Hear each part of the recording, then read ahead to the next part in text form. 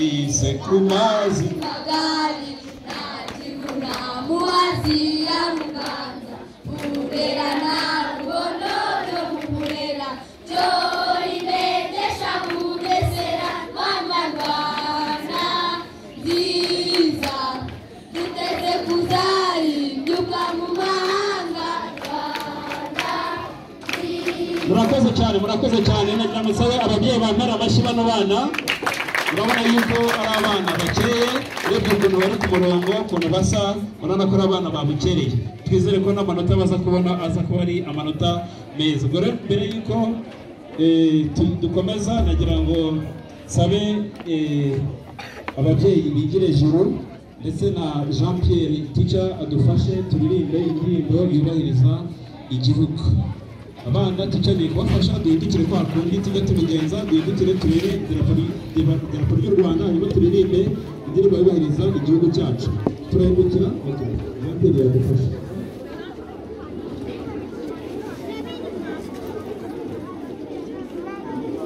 stand properly stand properly all of you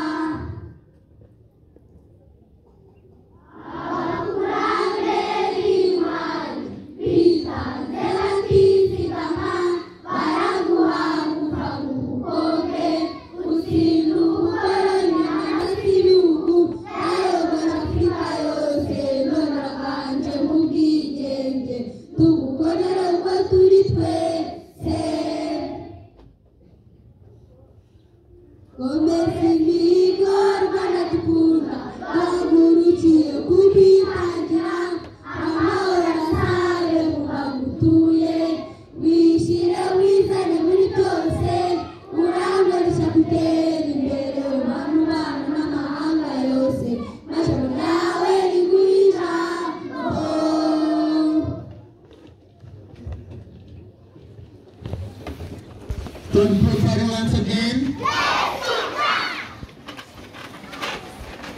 Turn of votes.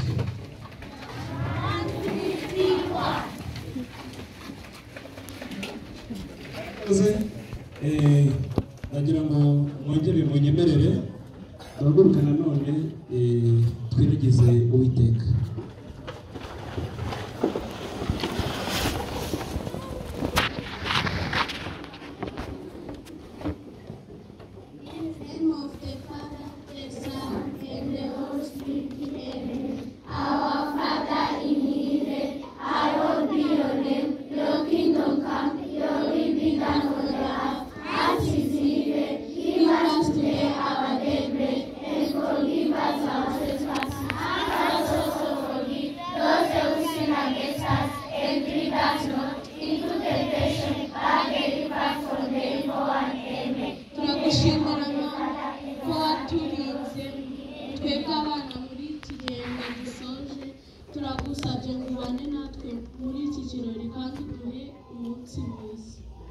Thank you, Lord Jesus. In the name of the Father, the Son, and the Holy Spirit. Murakoze kudufasha gusenga. Nyakubahwa umuyobozi wa St. Augustin, nyakubahwa diregiteri w'ishuri, ababyeyi duteraniye hano, uko mutureba hano kuva muri mashuri y'incuke kugera mu wa gatandatu turi intore twaratojwe kandi intore muzi ko igira ikivugo. Abanyeshuri bacu rero bakabona n'abana banyu uko mubareba bafite ibyivugo, dufite ibyivugo byo mu Kinyarwanda ndetse tugerageza no kubishyira mu Cyongereza. Nagira ngo nsabe teacher Jean Pierre aze adufashe ibyivugo by'icyongereza. Muracyabivuga? Yego. Murabyibuka cyane? Yego. Icyo tubasaba ni ukuvuga cyane mukabibwira ababyeyi namwe kuri gukoresha, sibyo? Guturuka mu wa mbere kugera muri materineri, sibyo? Mu wa mbere primaire kugera muri materineri, sibyo? Save the best in school!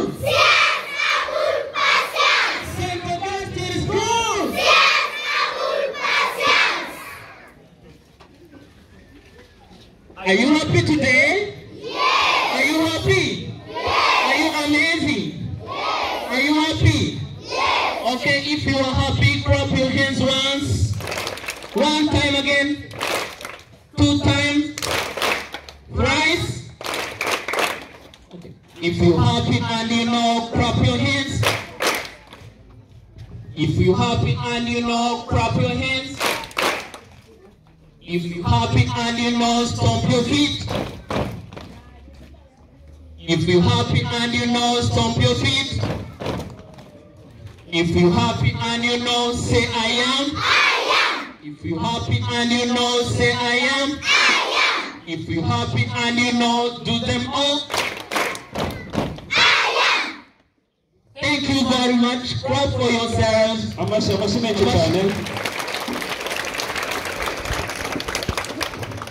Okay. P1, are you here? Yes. Are you here? Yes. Okay, P1 classes. P1 classes. All weekdays. Again, P1 classes. P1 classes. All weekdays. Oh. Okay, P2, are you there? Yes. Are you there? Yes. Okay, if you are there, clap your hands one time. One time again.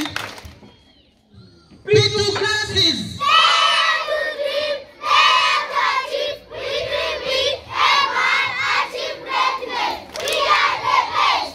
P2 classes.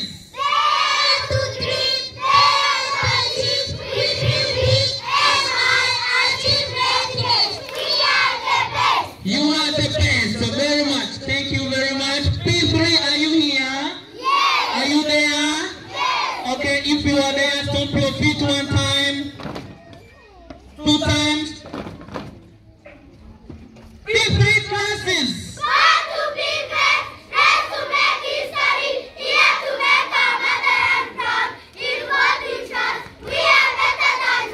Thank you very much. You are better than them. Let's clap for them. Let's give them clap for them.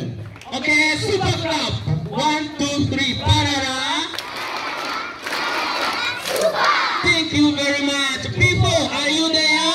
Yes. People, are you there? Yes. If you are there, say I am. I am. People classes, 1, 2, 3. Working together, smartness and vision. Wonderful. Okay. Thank you very much for primary 4. We are going to give them love cheer. Okay, for people. Are you ready? Yes. Are you ready? Yes. Are you ready? Yes. 1, 2, 3.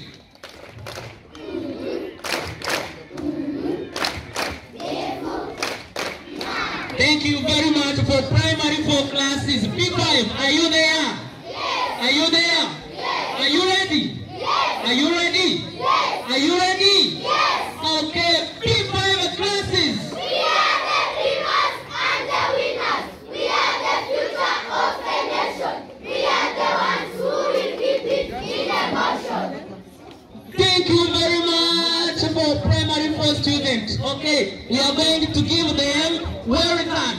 P5 classes, 1, 2, 3, let's go. Well done.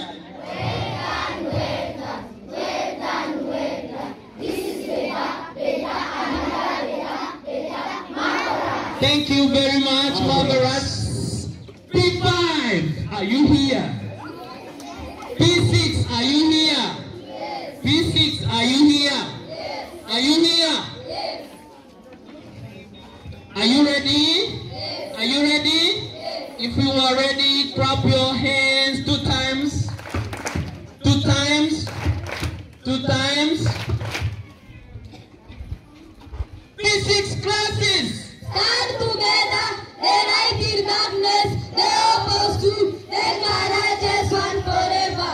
Our target is succeed, being role models, pleasing our parents and our school leaders. This is okay, we are the bright ones. Thank you very much, they are bright ones.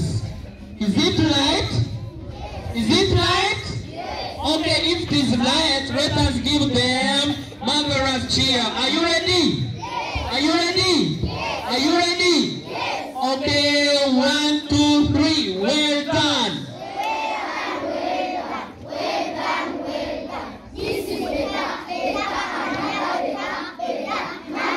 Marvelous. Thank you very much for your slogans of English. Now we go in it our babies. Babies! Babies! Babies! Okay, thank you very much. Babies! Who are you?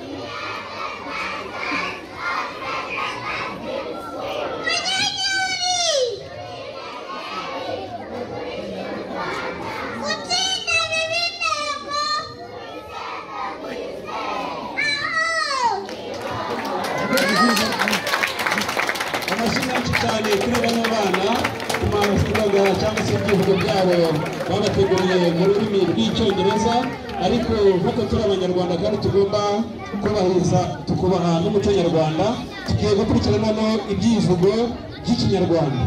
Tica Jeanne watambuka ukadufasha.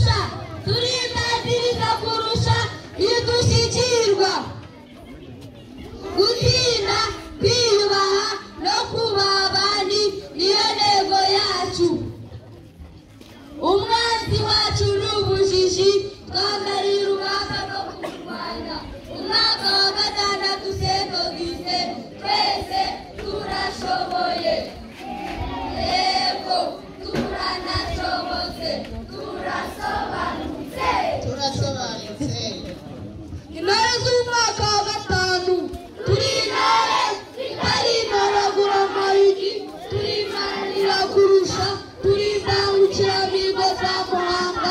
ishyaka ni ugutsinda. Tuzabigeraho gute? Tuzabigeraho dukorera ku gihe, twubaha abarezi bacu, dutsinda neza kandi twese. Inyamibwa, inyamibwa, intsinzi yacu ni ubumenyi bushingiye ku bushobozi. Umurage mwiza ubereye u Rwanda ni ubupfura, gusigasira umuco. Intore z'umwaka wa gatatu. Turi hano, turiharane ku mashami duhusha, duhora ku isonga, duharanira gutsinda. Turasobanutse, turasobanutse, turasobanutse. Intore z'umwaka wa kabiri. Karame Rwanda twese, turi igitego muri bose, inakirwa ubwenge, inagema ku barezi, intore za St. Augustin. Abadasigana mu mwaka. Ya gusubiramo nta kibazo. Abadasigana mu mwaka wa mbere. Abadasigana ku murimo dushinzwe, dukorera hamwe dushishikaye. Intego yacu ikaba gukina amasomo twiga, ikinyabupfura nicyo kituranga. Turi ishema ry'abarezi bacu, ababyeyi n'igihugu cyatubyaye.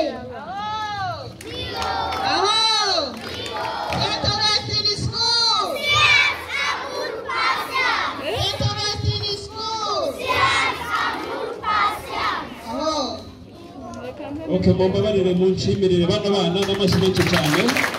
Umvise yuko ni intore z'intoragura amayugi, ni indatwa, ni indashyikirwa, ni imbangukiramihigo, mbese zifite ibyivugo byiza, kandi mubise yuko bose icyo bahuriraho ni ukugira gute, ni ugutsinda, kubera ko ari nacyo ababyeyi babo ndetse n'abana babo tubategerejeho.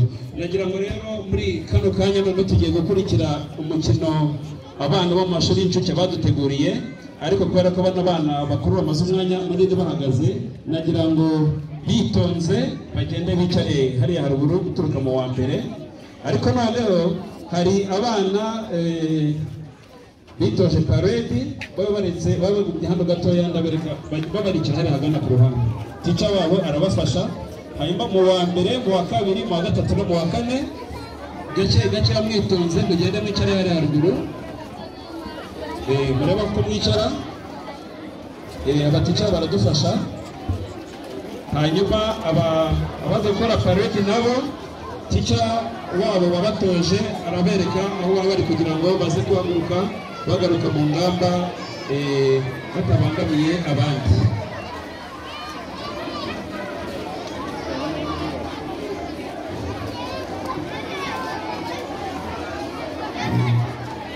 Hanyuma rero ubwo abarezi natwe turegera abana bacu tubabwire bitonde bicare neza, hanyuma tubone uko dukurikira imikino dutegura hano twitonda. Abana namwe nabasabwa yuko mugerageza mukitonda mugakurikira, kubera ko imikino tuba dukina hano iba irimo inyigisho nyinshi.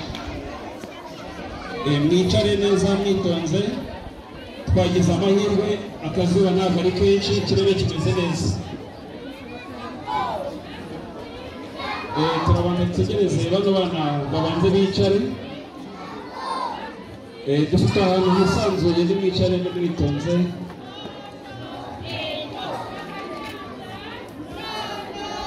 Noneho ndabona abana bamaze kujya mu byimbo byabo, reka duhe umwanya abana bo muri materineri ndetse n'abarezi batugezeho umukino baduteguriye.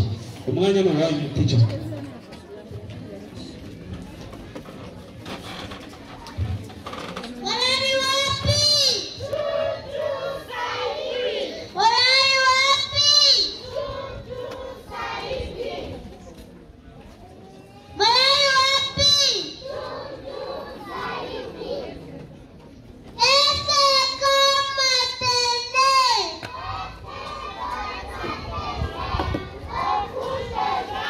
Come on.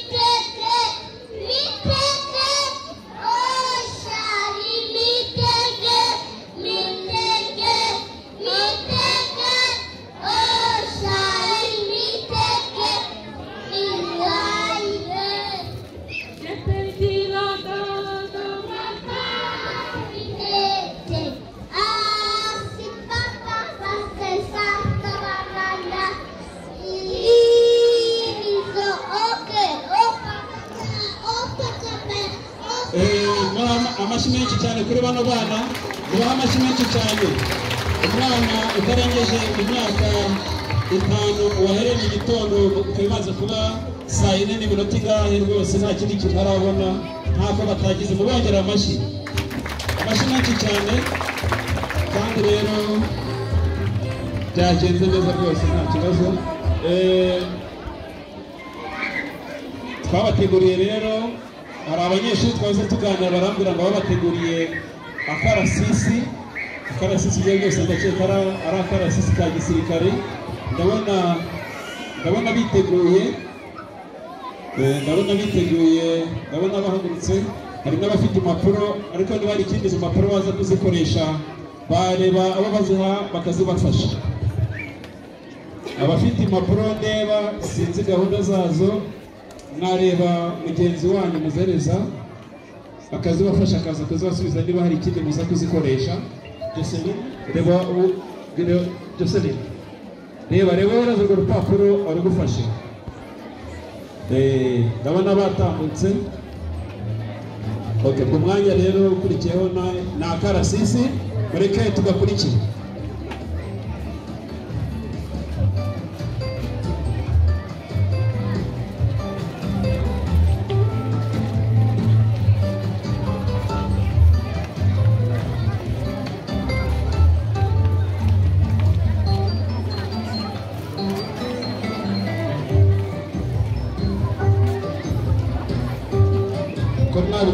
Ko mwabitojwe mu bari ko mubikora imirongo myiza igororotse,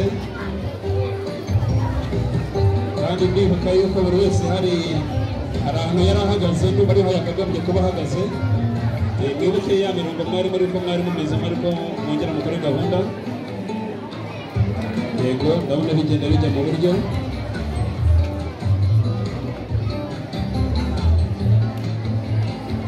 Ndabona biteguye. Ubwo rero abandi icyo basaba no kubahanga amaso tukabitegereza, kandi ndakeka yuko rwose baza kubikora neza. Stand properly. Yes, sir. Stand properly, all of you. Yes, sir. Arms up. Arms aside. In front.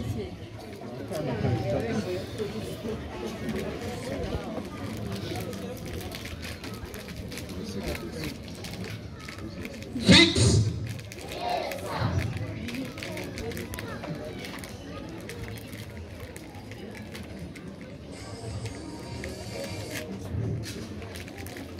One step backwards.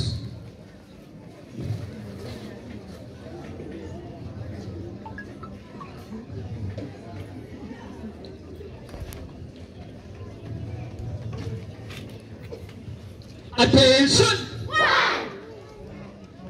At ease. Attention.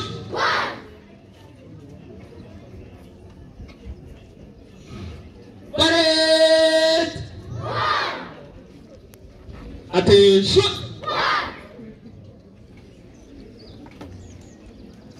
Parade, red salute. 1, 2, let's go. Attention.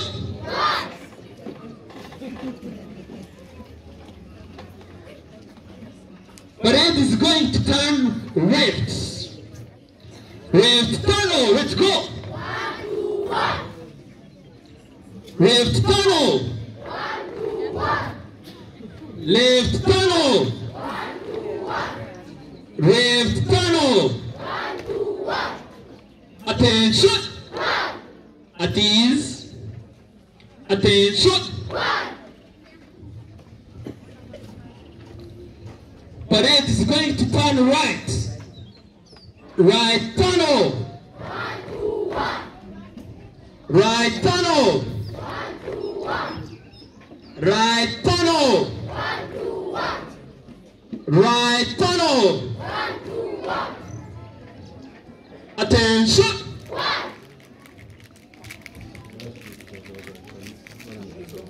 Parade is going to turn right. Right tunnel. 1, 2, 1. going to turn left. Left tunnel. 1, 2, 1. Parade is going to turn about. About tunnel. 1, 2, 3, 1. About tunnel. 1, 2, 3, 1. Attention. 1. Parade is going to turn left, turn right, and turn about at the same time. Parade is going to turn right, turn about, and turn. Parade is going to turn left, turn right, and turn about at the same time. Are you ready? Yes, sir. Are you ready? Yes, sir. Let's go. 1, 2, 1. 1, 2, 1. 1, 2, 3, 1. Attention. 1.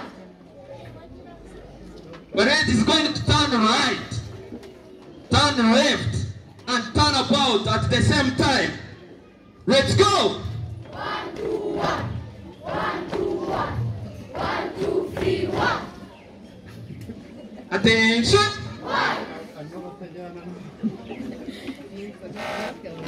Parade is going to quick march.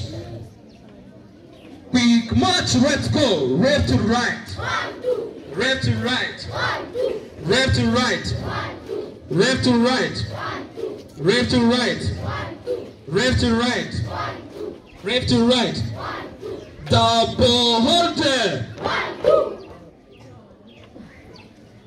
Double holder. 1, 2. Parade is going to salute. Salute. Yes, sir.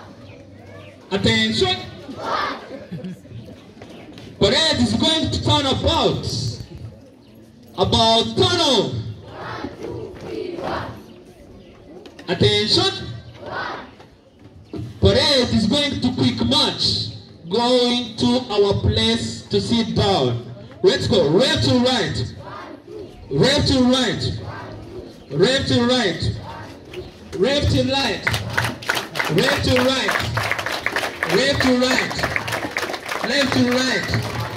Thank you very much for today. Okay, barakoze cyane tukarasisi ubongera amashi ubongera amashi. Ubuye yuko rwose bazavamo ingabo nziza zo kurinda no kurwanira igihugu cyacu. Muri uyu mwanya rero nagira ngo umwanya ushize ari muremure turimo gukurikira imikino y'abanyeshuri nubwo itarangiye. Nagira ngo mbwire umuyobozi w'ikigo aze atugezeho ijambo ry'ikaze. Uri kuhanga bw'ibyuma yatugabanyiriza gatoya, hanyuma tugatumira umuyobozi w'ishuri akaza akatugezaho ijambo ry'ikaze yaduteguriye. Mwanya mubonye.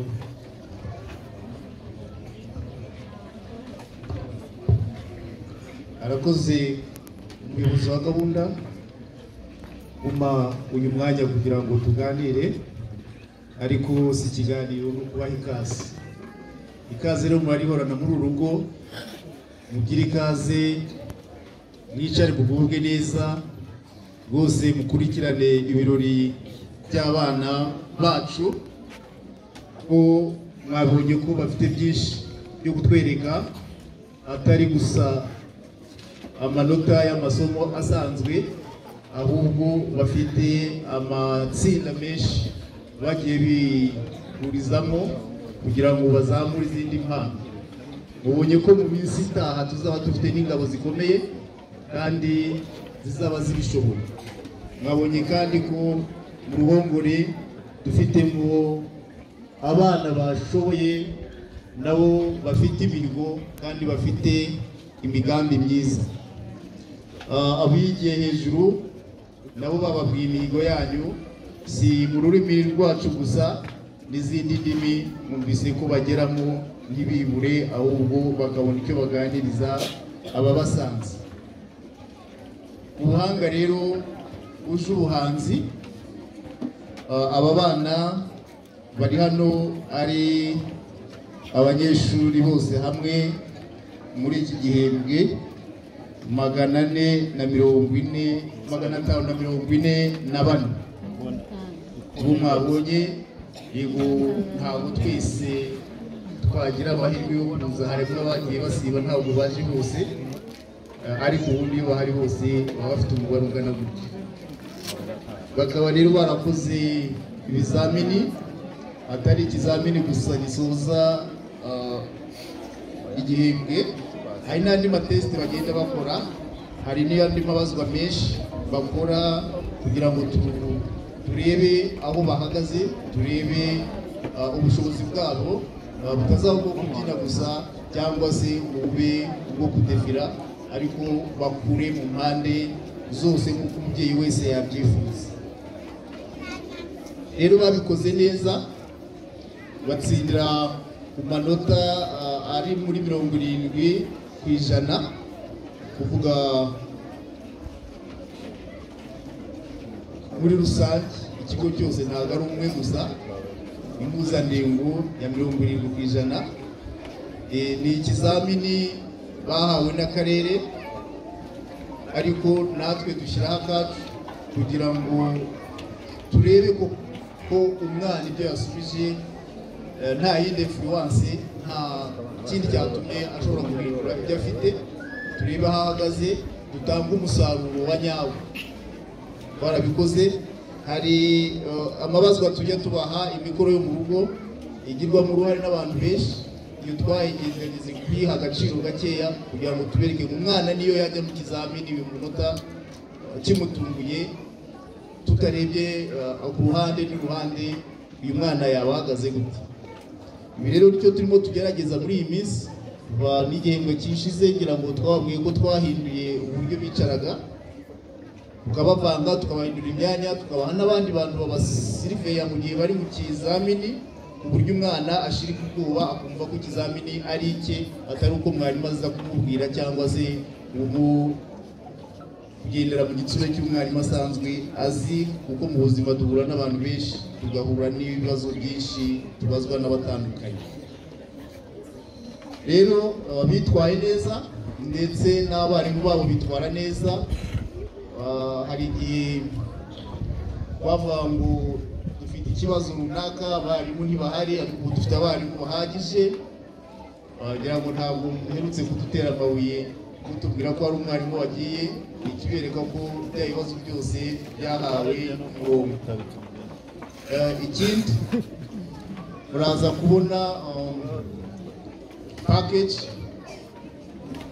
irimo umukoro bazakorera mu rugo, irimo babyeyi irimo amakuru menshi y'ibyo tubasaba. Ntabwo ntibongere kwivuga ko buri mubyeyi araza kuyibona, nta mpamvu y'uko ntibusubire bigafata umwanya muraza kubisoma, ariko icy'ingenzi ni uko tugomba kwita ku bana bacu, uko tubitana ku ishuri, natwe namwe mukabitaho mu rugo, tugahuriza hamwe amakuru, hanyuma umwana akiga amerewe neza, yitaweho hirya no hino. Ndagira ngo rero ntatinze ntavuze byinshi, umuyobozi umushyitsi mukuru araza kubaganiriza, nta mpamvu ko nafata byinshi. Kandi noneho muri uku kwezi kwa gatanu kuza tuzagira inama y'ababyeyi muri rusange, tuzabiganiriraho ku buryo burambuye, itariki tuzayibamenyesha. Numva rero nta mpamvu yo kuza gufata amasaha, cyane cyane ko twatangiye dutinze. Nyakubahwa Perezida wa OP, ukaba n'umuvugizi wa OP mu bijyanye n'amategeko na komite nyobozi ya OP, banyakubahwa ugize komite y'ababyeyi, barezi, barimo, uyu munsi ni uwacu wo kugaragaza ibyishimo kugira ngo abana nabo bahore bishimye, bige mu byishimo. Ndagira ngo babwire ngo murakoze kandi mugubwe neza. Murakoze. Murakoze umuyobozi w'ikigo ku ijambo ry'ikaze atugejejeho. Noneho rero umwanya ukurikiyeho tugiye gukurikira umuvugo w'abana bo mu wa gatatu. Aba muri abiga mu mwaka wa gatatu, hano dufite iya gatatu ibiri, A na B. Umwanya ni uwanyu, mwatangira. Baramutse babyeyi bacu, twiga amasomo menshi harimo n'Ikinyarwanda. Tugiye kubabwira ibivugo ibiri, harimo ubuvumvu ni bwiza, hakabamo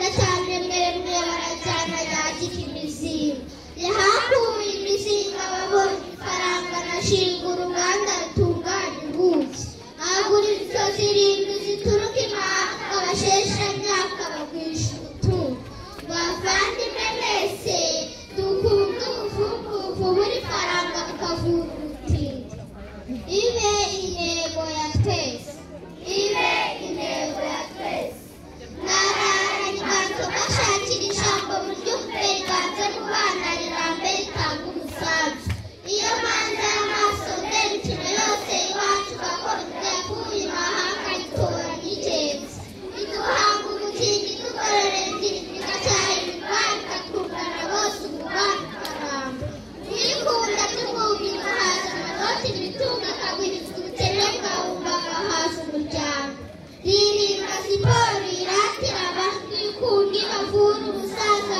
n'indoto gwira iturange dusambe dutere iminezi tuneze zituvura agahinda imigenzi mu bana bituvura amavunane tuvura umunabi dutera urukundo dutera kuramba iturinda gusaza udatera agapira akanyonga akagare kaniruke rwose umusaza muzaza dutware burundu rero abwira mwe mwese ngo mwumve mutange siporo bwirwe intego ya twese amashyi cyane kuri bano bana imivugo ibiri batugejeho batubwira bati ubuvumvu ni bwiza ubuvumvu bw'umugabo witwa Sencyoko hanyuma n'ibyo batugejeho bati ibi intego ya twese twabashimira cyane tubaha amashyi nanone bagenzi babo mubaha amashyi bakoze namwe mu kanya bari buze kubishyura hanyuma rero ubwo noneho twagira ngo dufite n'itorero noneho harakurikiraho itorero gakondo bagiye kutubyinira ingoma gakondo imbyino gakondo murabona yuko ingoma ziri hariya bazotesheje itorero naryo riri hariya ririteguye urabona yuko ni abasore n'inkumi babukereye bagire vuba dore uburyo twacuguza uburyo mwete ndabona biteguye hamwe n'abatoza babo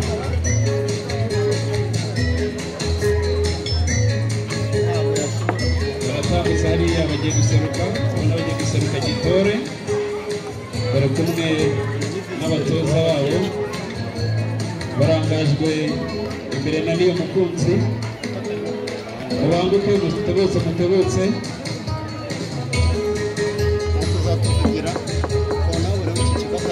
urabona yuko ari ababyinnyi beza cyane rwose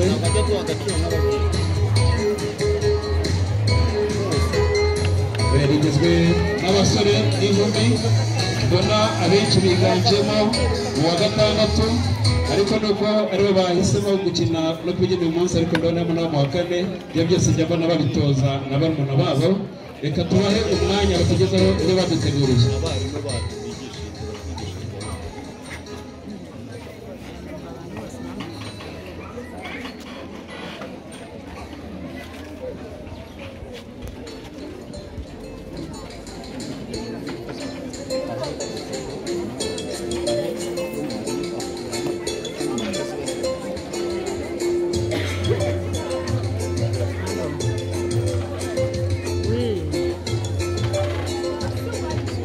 yego baracitegura ntimurambirwe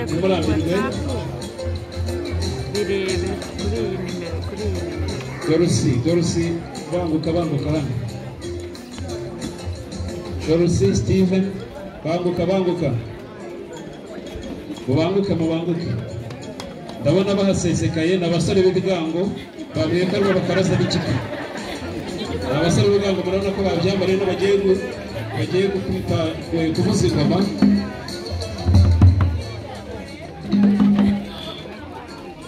abashyitsi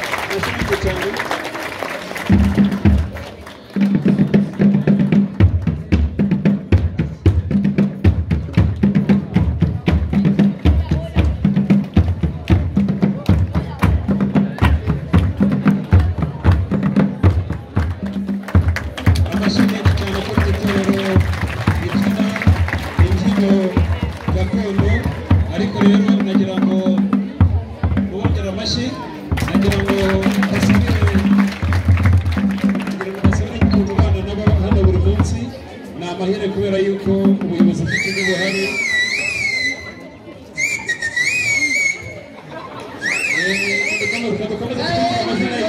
Kamera kondota hanze bisani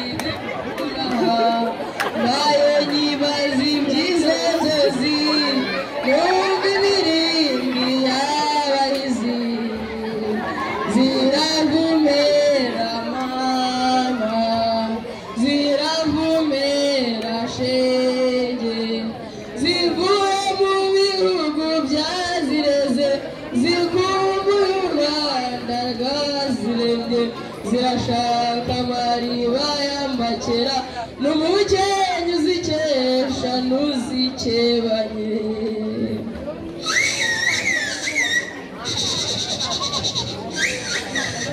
Isitama zikagera yigeze kugurwa vuba baratwika inzoga z'imigozi yakerekamo kukaniyero nzira inkono zibwugabije mu rugo yaratwikanya mu cyemanza yo kurwana mizirangwa n'urwamo rw'inziza rugamba zirimo neza y'inyaga y'inzo bimwe bagirije yagiye benshi bamara ku macumi garukira amagihe uganze no mirenge y'amazi n'impundi n'ingabo zikumbe urwamo ruvuga mu nshora y'umushora y'abagiye yarabije kubita bitero mu nyinshi hambwe guhuna intege zirangaza mutati rwamara kugusa bati ni umuhungu urengore w'umusirimu n'abahungu impari igira imbaraga yamusanga akamoto bimusire kuvugana izindi zirarisha inyamibwa ikitwa inkongeza mirambo muri bwaho ubwo bagasanga rutijende rwa nyamasitebere na zezi nyindi imana yahinduye inyange inyambo zizamura utayobera ureke mu rwego rwa mama rusekisonga idasigana n'abanyangira ntabwo bajya bayegera izigisha y'umutwe zose kabigwana maze yakumva ingabo ziseseranye ikishenya abaganiza yashobora kwenga amacumu ushimira ingangurarugo we n'umuhibonagutse n'umushongoro ziragonganira abargera nk'inyange n'isete ya rwataguru kurya yabyutse ari impangazamihigo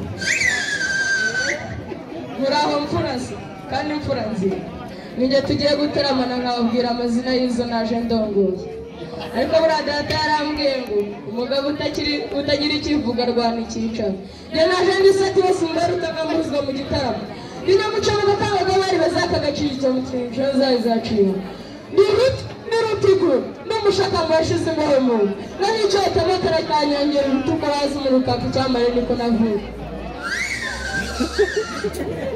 yaruti ruziga umugabo rwanzunga urayitwaza ruzindaza narutagare baye ku rukara yitwara ibangukire dawe mu ijuru iriya rukunga wambaye ingarabivuga ya muzamutembe yarayine zo mu rwange agahera mu rwuru iniga mugabo yakarura nanigiye bizimana mu musagara warubona ubusesa mvuzo burarangiye ikubita ikarami ku banyamyumbe n'ubundi rutishyamba ku ntinda yavuye umutuku iragara ryateye ungana ikiba kibondo iwacu hari ikibanda irwamikoni kangenzi gasa niyo kwa rusizi kana karagiye rweru na rugaju igira harengeye umamagara indoha ruguguruye rumubiri singiratera mwana wategeye gitera uce witegereje abungeri b'inka bashushe n'imiyonga dore ruziga yahuye na ruziga manzi mwene rutinduka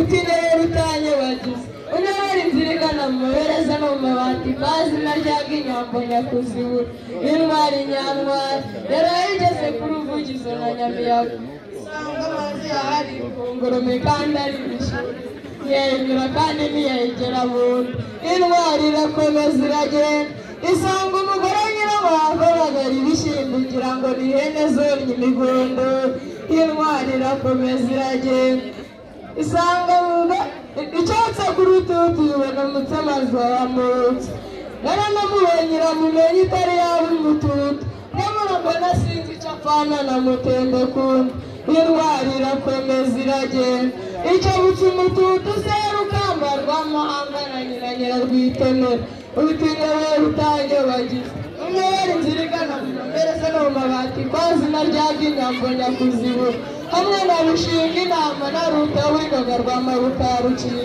iya gihana nyamihana iya semanga rwuhira mbona iya rwatarimbikira mu bigo gitera giteje umugongo mwibondo umukobwa wenyoye akazayigendera mwandira ngabo yanze gututira yanze uruhinga mu ruhinga rwa kinihiri mwe yateye se basura agahinda yijije mutari yanze batutira batongana ngo ntibaturana yanze urugo ruvuga umure ngo mu gitondo rwavuga umuba ngabo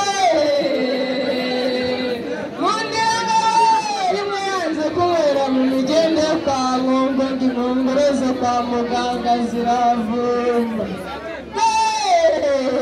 imwe yica abagome ikaramya abagabo ikaremereza n'abari ku ruhimbi yanze kuryamira ikigoro ngo batayirebera ikirego ugasangura wambaye ibitunguru ukabitera ijuru byanyamute mu mutindi nari naragiye umuvumburiro ndashora ngo umuvumbu zahennye ibikokora nziramburira ibiganza zabireko bizima zirabona abana niwe ngo basigane zirarata amabingamo abakobwa ba nyakabiri ziravuza inzara mu nzira abatindi bakagira ngo ni inzogera za nyabibu kandi birukavanya rukanga mu inzira umara kibibiri inkunga itari inkunga ziyarwamurimo yaraye kukushima gahabutererwa na mutabazi bafite ubukene na mbere na mugabo wa perezida n'isitemba rikwegera yigeze kukukoka ingoro twika inzoga z'imigozi yayitereye ku mugoroba niyabure tuzari impunzi zitwigamije iratwikanye mu cyemezo wo kurwanya imizira rwabo rwama rw'inziza rwamo zirimo rizenyagiye abahinzi ayo nayo bagira ibyogere bacamura ku macumi garukira amagihe umukanza n'emerege amazi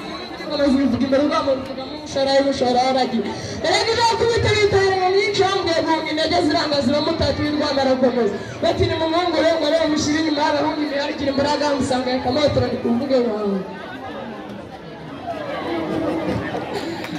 data mwiza data kubyara nyemerera wige hejuru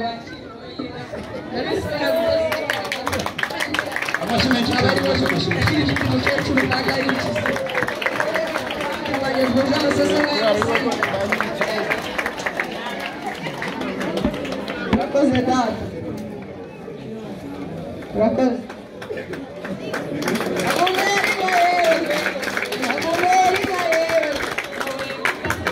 amashyi menshi cyane kuri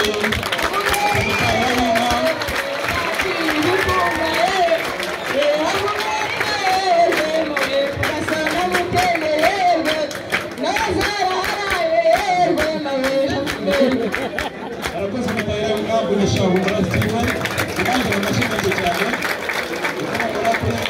ushobora kubona yambaye ingofero ukagira ngo ni umugabo cyangwa se ni umusore cyangwa ni umusaza ahubwo n'umwana w'imyaka 13 niba atari 12 ahubwo birarwiye neza mirimo hanyuma rero nk'uko twifuza mu kanya garuse gato k'itorero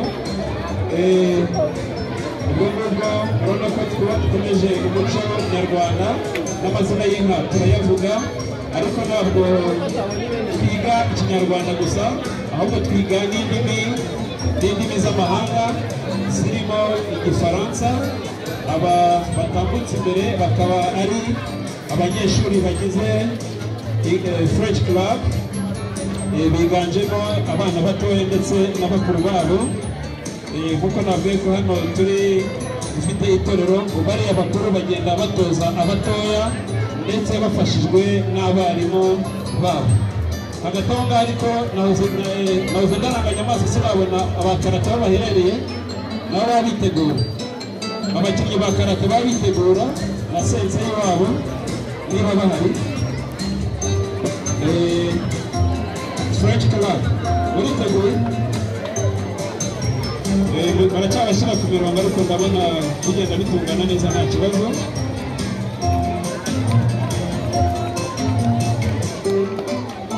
ubwo aba English Club nabo bitegura uko bateguye gahunda zabo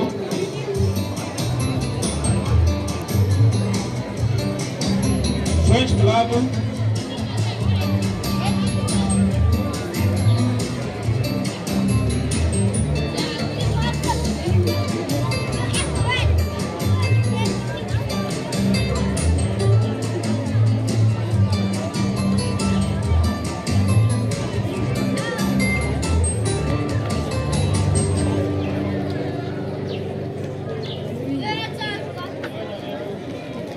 One French Club.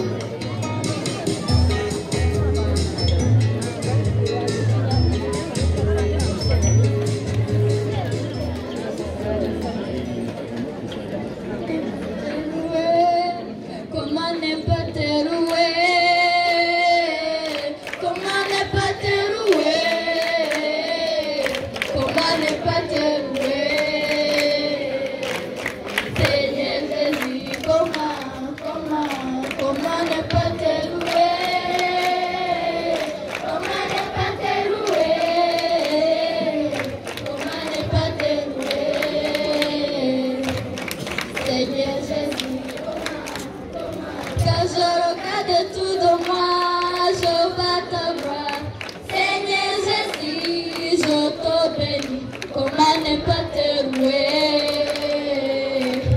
Seigneur Jésus,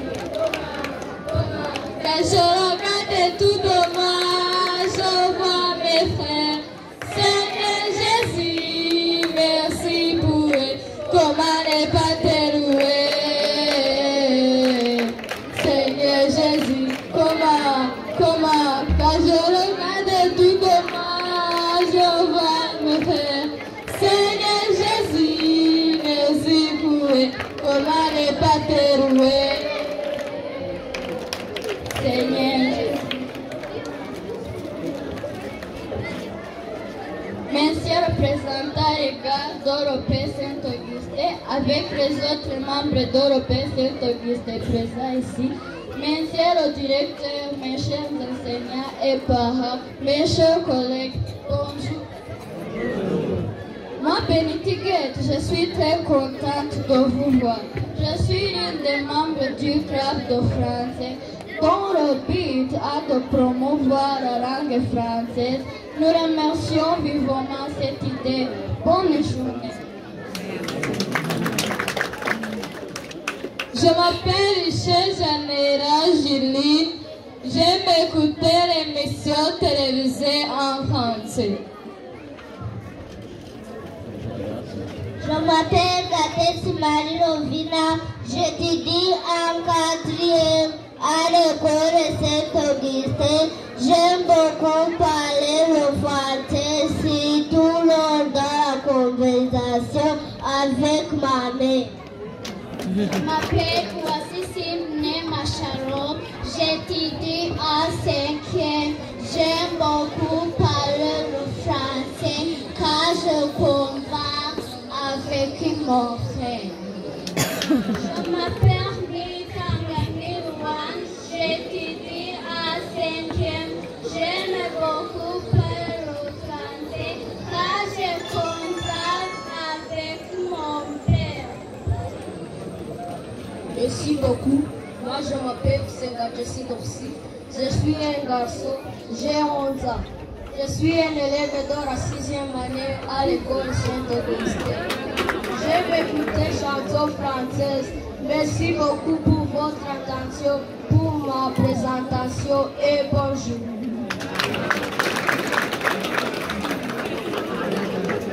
Qui suis-je? Savez-vous qui suis-je? Elle n'a pas venu avec trop petite taille.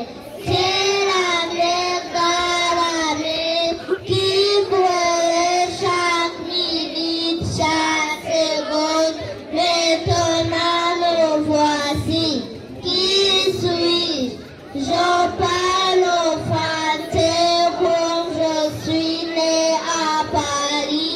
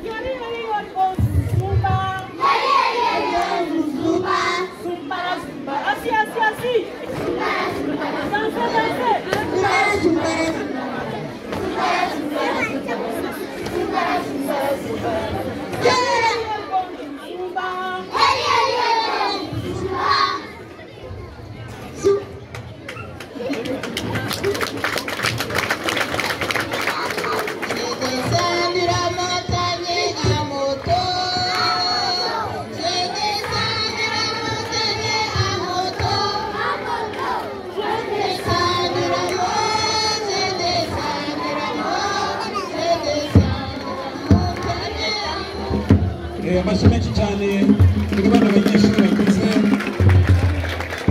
Mwongere amashyi menshi cyane kuri bano bana bagize French Club. Urabona yuko ari Igifaransa barakivuga, Icyongereza barakivuga, mbese n'Ikinyarwanda barakivuga. Ubwo rero umwanya ukurikiyeho ni uw'abanyeshuri bagize English Club. Nahoze mbona hariya aho biteguye batambuka umwanya uwabo.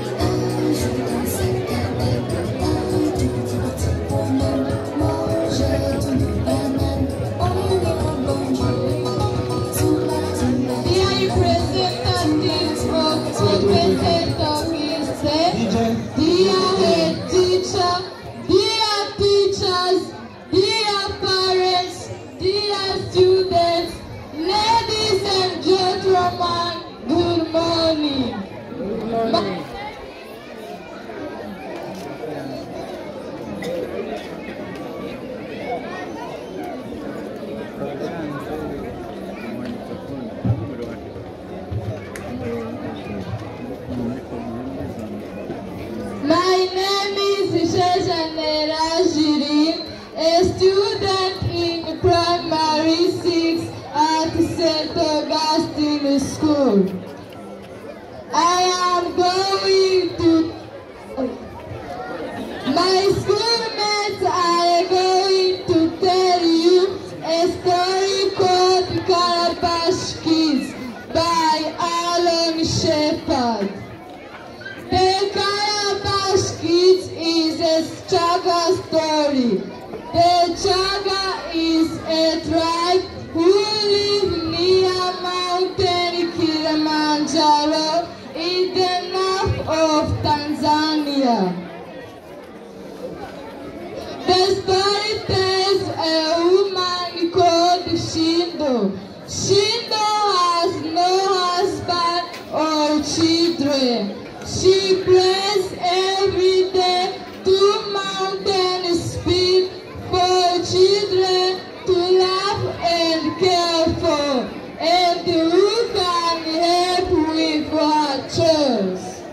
One day, the Mountain Spirit appeared to Shindo and gave her some seeds. What happened after? Let's follow the story.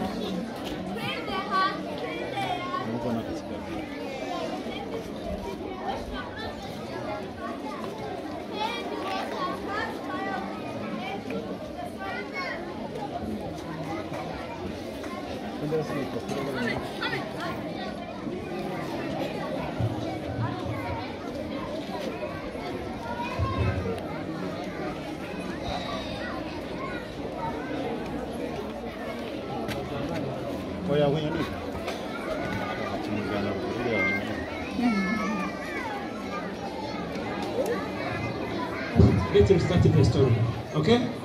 Try to speak louder, because this story doesn't require microphones. It is a reading theater.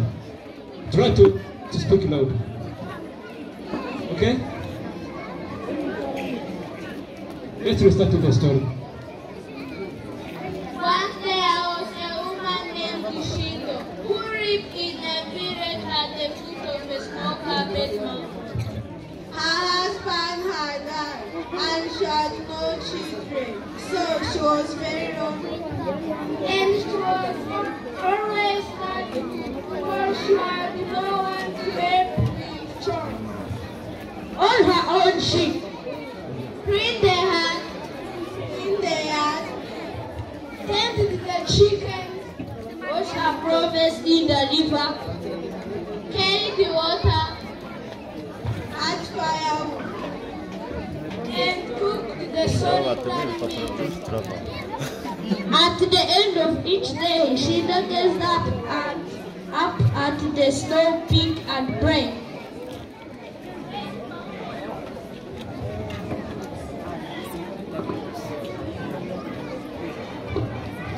Great mountain spirit, my work is too hard. Send me here. One day, Shindo was waiting her small feet by a river, where she grew vegetables and bananas and herbs. Suddenly, a noble chieftain appeared beside her. I am a messenger from the Great Mountain Spirit. He had the astonished woman sang her.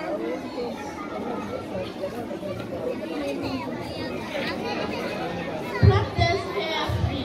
They are the answer to your prayer. Then the chieftain vanished. What help could I get from a handful of seeds? Still, she planted and tended them as carefully as she could. Shindo was amazed at how quickly the seed grew. In just a week, long vines strayed over the ground and dried thorns hung from them. Shindo brought the grass home, sliced off the thorns, and scooped out the bark.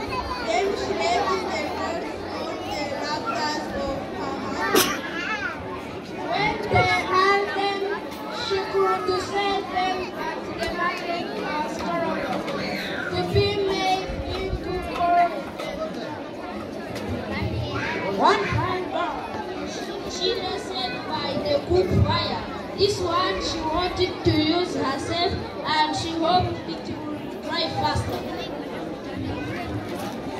The next morning, Shindo went off again to tend her feet. But meanwhile, back in the bird began. It is sprouted head, then ants, then grapes. Soon they were not birds and they were children. They were children. One boy ran by the fire where Shindo had put the fun girl. The other children called to him from the laughter.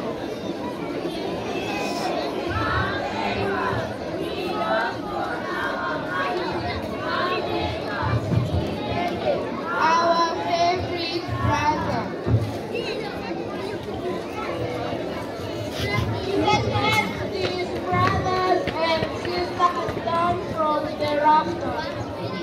Then the children started quickly on their turn. Clean the yard, pick the chickens, wash the crops, carry wood, cut the wood, cook the meal. All joined in Bakitete.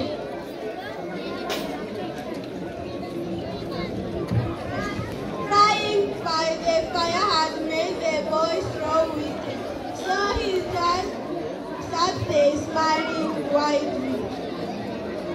When the work was done, he made the brothers climb back on the raft.